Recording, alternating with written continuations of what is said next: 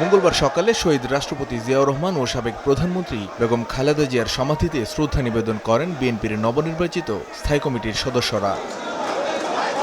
পরে গণমাধ্যমে কথা বলেন দলটির স্থায়ী নতুন সদস্যরা। এ সময় আমানুল্লাহ আমান বলেন, জনগণের সঙ্গে সরকারের সেতু নির্মাণে বিএনপি কাজ করে যাচ্ছে। সরকারের সাথে জনগণের ব্রিজ নির্মাণ করব।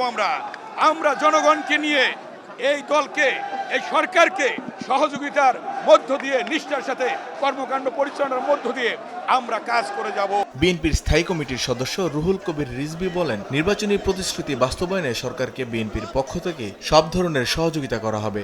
তারেক রহমানের প্রদর্শিত যে নীতি, সেই নীতির বাস্তবায়নের জন্য এবং সরকার যে গৃহীত যে পদক্ষেপগুলো নিয়েছেন সেটা যাতে দ্রুতগতিতে আরও ত্বরান্বিত হয়, বাস্তবায়ন হয়, এই জন্য দলের নেতাকর্মীদেরকে আমরা উদ্বুদ্ধ করা, তাদেরকে কাজে লাগানোর জন্য আমরা চেষ্টা করব। বৈদেশিক নীতির ক্ষেত্রে সমমর্যাদার ভিত্তিতে সরকারের নীতি আন্তর্জাতিক অঙ্গনে বাংলাদেশের সমমর্যাদা নিশ্চিত করেছে বলে মন্তব্য করেন স্থায়ী কমিটির নবনির্বাচিত সদস্যরা।